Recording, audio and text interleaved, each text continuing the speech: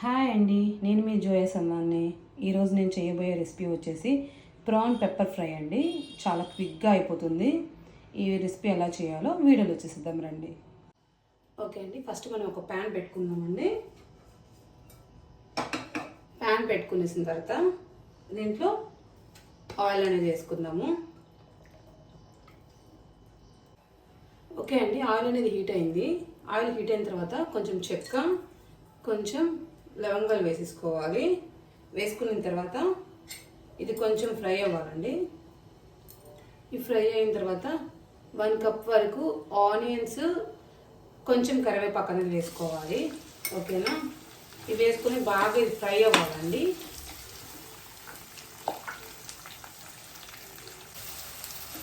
ఇలా onions fry అయ్యేటప్పుడే కొంచెం పసుపు అనేది వేసుకోవాలి.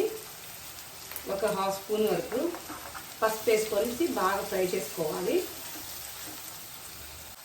ఓకే అండి, ఆనియన్స్ అనేవి బాగా మగ్గిపోయాయి ఆయిల్లో. ఒక 1 టమోటోస్ అనేది వేసుకోవాలి.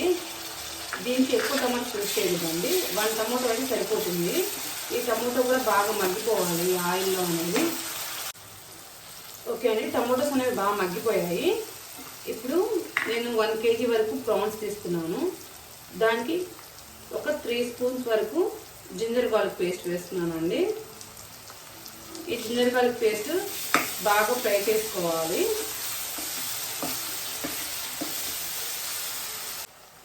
జింజర్ గార్లిక్ పేస్ట్ అనేది ఫ్రై అయిందండి. ఇప్పుడు 1 స్పూన్ ఆఫ్ మిర్చి పౌడరు, 1 స్పూన్ ఆఫ్ సాల్ట్ వేసుకోవాలి. వేసుకొని ఇవి కూడా బాగా ఫ్రై చేసుకోవాలి. మిర్చి పౌడర్ అనేది కొంచెం ఎక్కువ వేయకూడదండి, ఎందుకంటే మనం పెప్పర్ వేస్తాం కదా, అందుకని చూసి వేసుకోవాలి. కొంచెం సరిపోతుంది మిర్చి పౌడరు.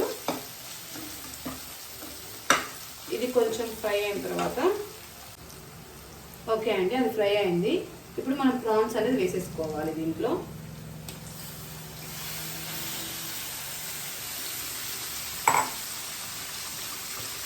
ప్రాన్స్ వేసేసుకొని బాగా మిక్స్ చేసుకోవాలి. ఈ ప్రాన్స్ నుంచి వాటర్ వస్తుందండి. ఈ వాటర్ మొత్తం రిలీజ్ అయ్యి డ్రై అయిపోవాలి. అంతవరకు కుక్ చేసుకోవాలండి ఈ ప్రాన్స్ అనేవి. చూసారా, మన ప్రాన్స్ వేయగానే ఎంత వాటర్ రిలీజ్ అయిందో అండి. ఈ వాటర్ మొత్తం బాగా డ్రై అయిపోవాలి. డ్రై అయిపోయిన తర్వాత మిగతా ప్రాసెస్ చూద్దాం మనము. ఓకే అండి, చూసారా, వాటర్ అనేవి చాలా వరకు అబ్జర్వ్ అయిందండి.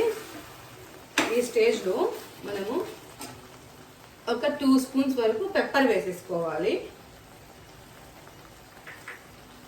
ఒక 1 స్పూన్ వరకు గరం మసాలా అండి వేసేసుకొని బాగా ఫ్రై చేసుకోవాలి. దీన్ని